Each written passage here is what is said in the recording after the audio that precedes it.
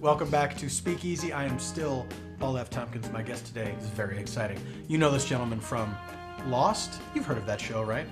Do you know a series of films called The Lord of the Rings? He was in all three of them.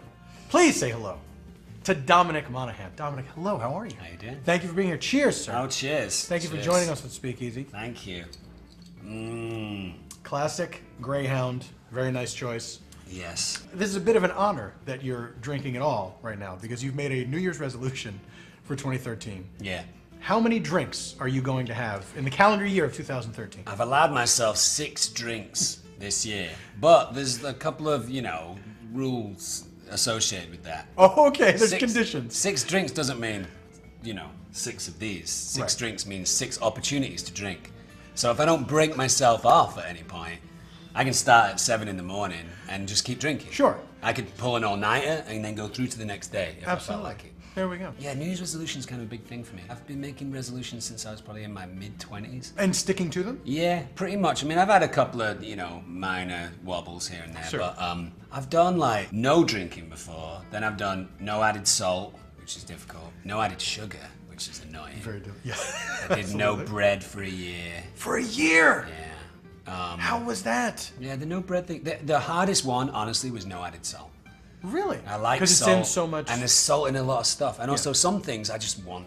Like, if I have a slice of pizza, I need a little bit of salt. If I'm eating, I don't know. Like, soy sauce is obviously salty. Oh, yes. So then if I'm having sushi, you can't have soy sauce with sushi. That's a little annoying, So you're counting the soy sauce itself as an added salt? It is added salt, right? I mean, it's just a flavored There's no way added around salt. it. Exactly. So that was tough. No bread was annoying. What was your first bread thing back after the year? Like, I'm a little weird with bread. Like a pumpernickel thing, pumpernickel? Sure, absolutely. Yeah, I like pumpernickel with avocado and lots of cayenne pepper and lime and stuff like that. I think And some salt, of course. Of course, some salt. What are you, crazy? Now that you've allowed yourself the opportunity for drinks today, this could go all day for you? I could if I felt like it, yeah. If you felt like you could leave here, you could go off God knows where. Yeah, I could pull an all-day into an all-nighter. That's happened before. When I was younger, Britain is such an interesting culture in terms of drinking. I mean, the further amount of time you spend from it, the more you realise that there are different ideas about drinking in Britain and certainly Europe Absolutely. than there are over here. Yeah.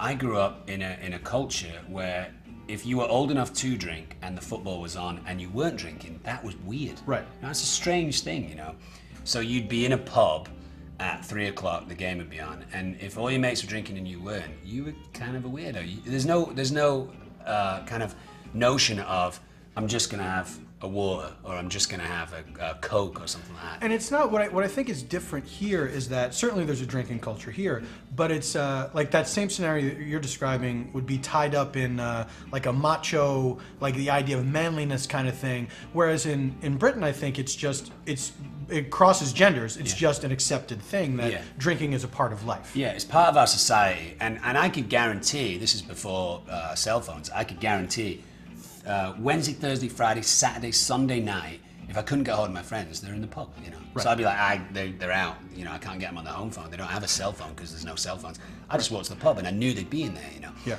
That kind of culture is interesting, and the further away from it that I am, the more I realise that when you grow up with that being the norm, you then have to change some of those ideas, which I think is why I got into New Year's resolutions. I needed to actually create the idea of a resolution for my friends in Britain so that I didn't come across as weird, I was like, oh, I'm doing it for a New Year's resolution. It's not because I just don't want to drink right now. Right. I'm doing it as like a discipline. And they were like, oh, okay, I kind of get that.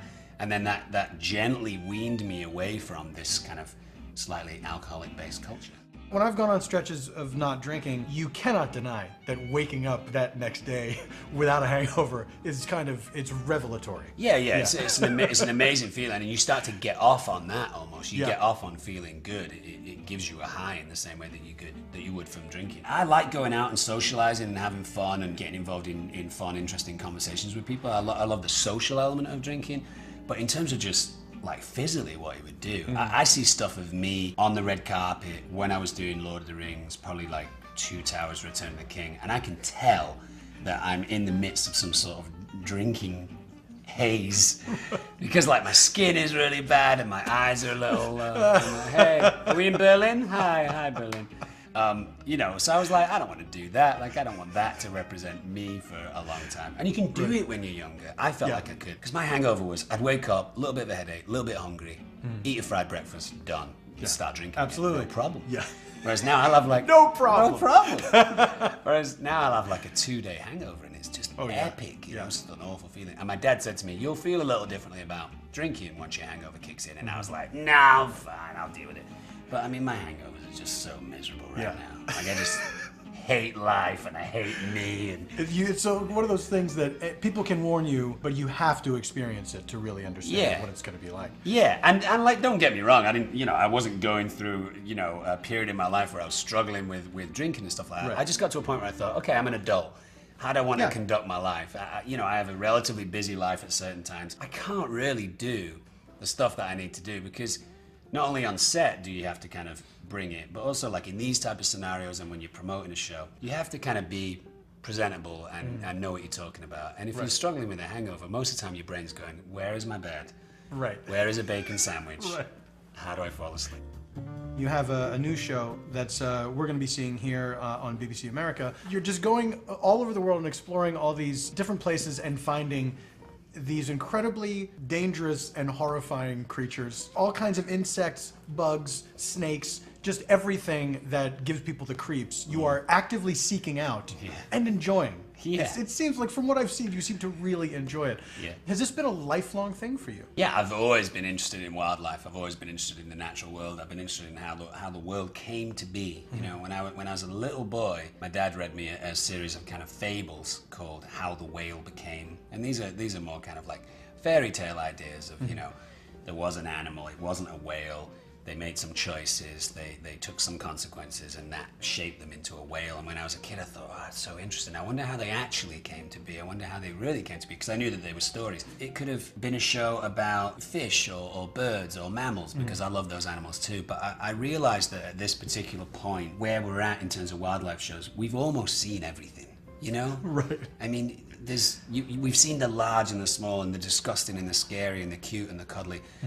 So I thought, well, I need to come from an angle, which I'm obviously interested in, of a type of animal that gets ignored, that gets shunned, that gets kind of vilified. Not only do I want to tell that story, but it's also the road less traveled, you know. And when you're selling a show to an audience, you want them to be watching something new. So that brought me towards insects, which I would think is probably my key interest in animals. Meaning, is that where it started for you when you were a kid? No, it probably started in the normal way that it starts for most people. Polar bears and chimpanzees and orangutans and tigers and, you know, the kind of charismatic animals, koala bears, pandas. And then because I kept snakes and lizards when I was a kid and I would feed them insects, I had this kind of light bulb moment where I realized, oh, my lizards enjoy this insect to eat, but they reject this insect. Why is that?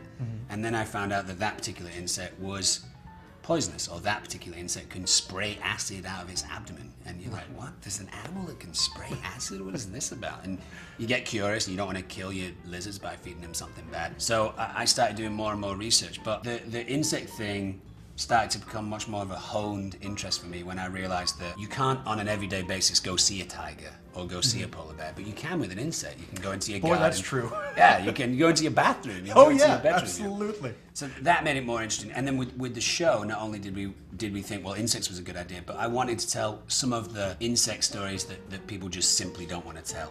The world's largest spider makes people think, I don't want to do that. I'm okay watching someone do that, but I don't want to do that. Right. Or the world's most dangerous scorpion, which is obviously not an insect, it's arthropod. Yeah, it's in the arachnid kind of, you know, world. No insult to any scorpions at all.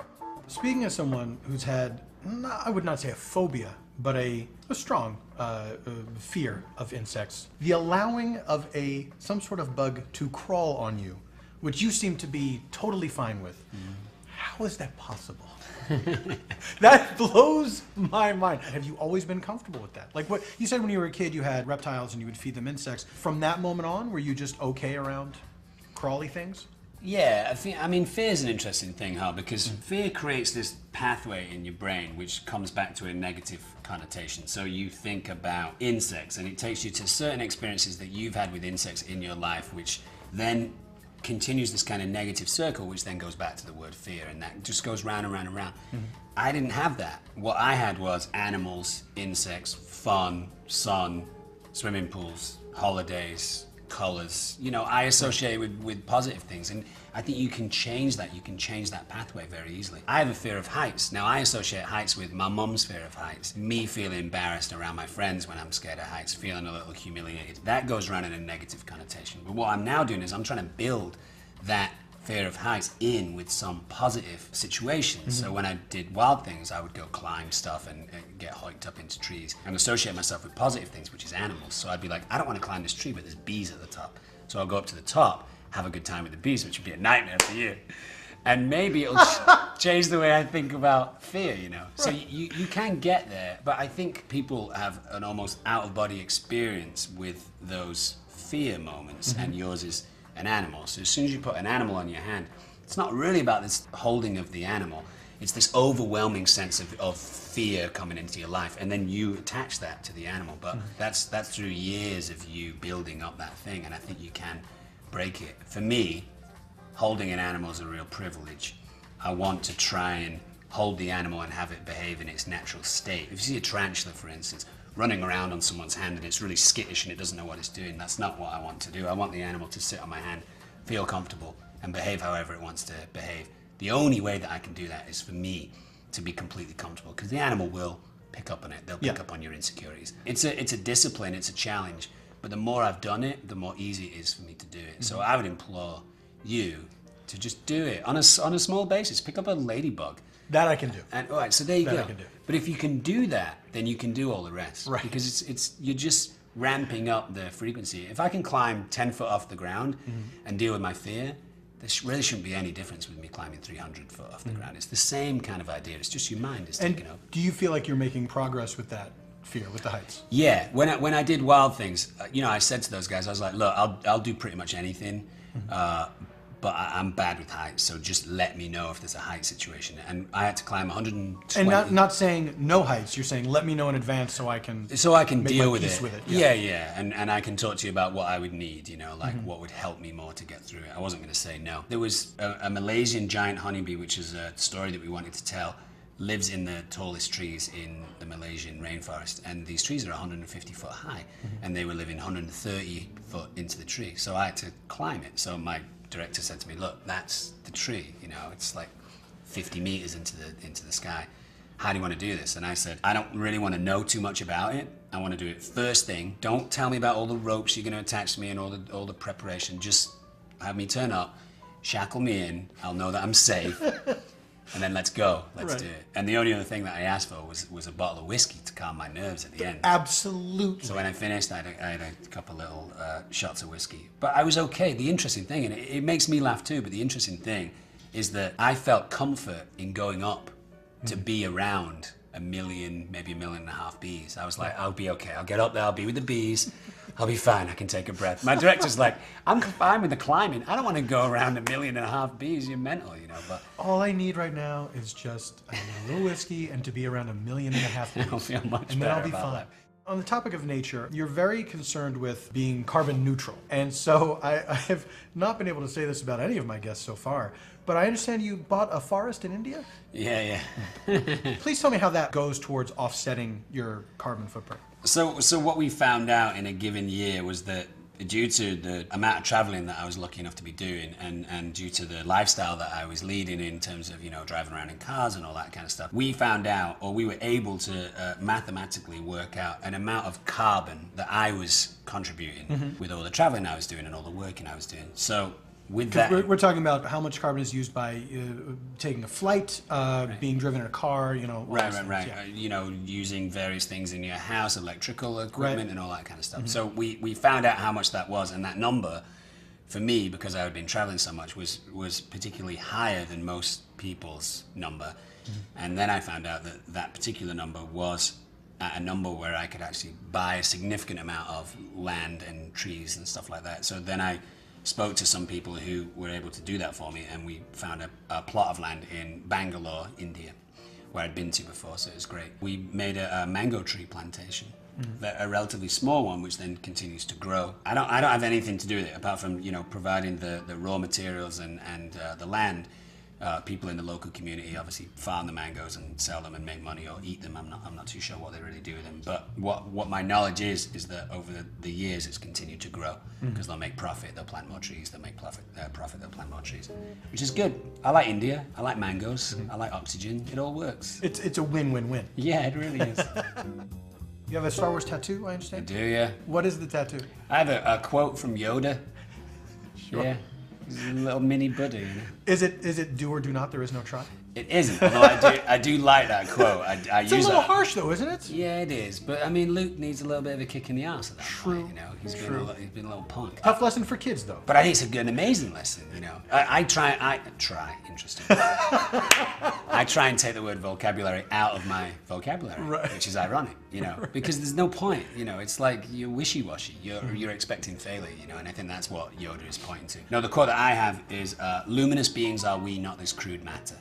And this is the point where Luke is struggling to understand the concept of lifting the X-Wing with force out of the Dagobah system. This is from The Empire Strikes Back? Yeah, yeah. I don't remember this quote. Yeah. And he says he's frustrated and he's whining and he says to Yoda, "I'm not powerful like you. I can't do it like you. I'm not a Jedi master like you." And Yoda has this just killer combat with him, where he's like, you know, do you think it has anything to do with this thing? You know, Right. I'm like 2 foot tall and you could like flick me over. You know, like it's about the strength of my character. You know, the fortitude that I've got. And that spoke to me a lot when I was a kid, because I was a little kid. I was the smallest kid in my school. I was the lightest kid in my school. You know, I was that kid. I mean, I really enjoyed playing football. I enjoyed messing around, but like, I couldn't contend with the bigger kids. You know, Couldn't lift a spaceship? I couldn't do that. Or so you thought. Right, but I had that drive, I had that fire, you know, and I remember thinking when I was a kid, it's got really, because you know, I didn't get bullied at school, and I was the smallest kid in my year, smallest kid in my school. And the reason why I didn't get bullied was because I just simply did not accept it. I didn't accept people coming at me like that. I was like, oh, okay, let's do it then. And they were like, what's this little kid coming back at me for? Like, I'm gonna avoid him. You have been part of 2 huge pop culture phenomenons with The Lord of the Rings and Lost. It's rare that you look into even one of those things that becomes just part of the sort of pop cultural psyche. It's strange to me. I'll see people in the street and they'll talk to me about Lord of the Rings being as important to them as Star Wars. That to me is a really difficult concept to grasp, because I grew up on Star Wars and it's the reason why I became an actor. And obviously I love Lord of the Rings, I was associated with it. But I can't put them on the same level. One's a job that I did which I loved and I made great friends with. Another one is this movie trilogy. But people will genuinely say that to me, like, oh, I love Star Wars, but Lord of the Rings, that's my jam. Well, you would never be able to have that same perspective on it, you know, having been inside that machine. But you could probably recognize in people's faces that same feeling that you have for Star Wars. And it's still something that stays with you? Yeah, absolutely. I mean, we went to Tokyo, the whole cast, and we went out one night, on a rare night going out with Pete Jackson. Normally he would be in the hotel room with his wife, and he's a huge Beatles fan like me. And we'd heard that there was this Japanese Beatles group, you know, they played Beatles. A cover songs. band? Yeah. And he was like, let's go check them out. So we were like, sweet, let's go check them out. So we went, and I was sat next to him that night, because he and I were geeking out on the Beatles. And we were chatting, and he said to me, I'm thinking of getting hypnotized so that I can watch Return of the King as a neutral party. Oh my God. I was like, you have to do that. That is such a great idea, you know? And then I think he got worried that he would get hypnotized and something would change and he would never be him again, you know? So he rejected it. Isn't that great? That's insane. You got the director of the movie coming in and watching it going, this is a brilliant film. And you take him outside and you go, you directed that? And he's like, what? And then what if you didn't like it? Yeah. Like you would anybody tell you? Would they say you directed that by the way, or would you just see your name come up at the end? Yeah. And also, obviously, Pete is a brilliant man. I mean, he's an incredibly creative, gifted man, and I think he was worried that something might change and he could never go back. You know, Paul McCartney talked about it in the '60s that the Beatles had started to experiment with drugs and they'd been moving down that avenue, and Paul McCartney was the last to really kind of jump into any kind of psychedelia stuff, and his worry was he would go there and never come back, and he was really on a roll, you know. He's like writing some great songs, and he was like, I want to maintain my McCartneyism. But I just thought that was such a fun comment for Pete to make, you know. And you know, Pete was a massive Star Wars fan too. You know, we talked about Star Wars a lot, and he had films that he loved. When we all got there, we sat down in his cinema and we watched 2 films. Neither film really influenced Lord of the Rings, but I think he wanted to have us just understand what he had been watching and you know, the films that he admired. And we watched The Thin Red Line, Terrence Malick. Wow, interesting. Which is a beautiful kind of sprawling war movie. And Braveheart, Mel Gibson, which obviously had some battle scenes that had similarities to it, but I think Pete really pushed those battle scenes bigger and bigger, you know. But that was a cool moment to watch this incredible director say to these young kids, he was like, hey, sit down, watch these films. We don't really need to talk about them. I just want you to know like where my head's at and the films that I like, you know. Fantastic. Yeah. Dominic Monaghan, thank you so much for joining us. You're welcome. Wild Things with Dominic Monaghan can be seen on BBC America. Check your local listings. Don't check your global listings. It'll screw you up. I'm Paul F. Tompkins, and we'll see you next time on Speakeasy when my guest will be a different person.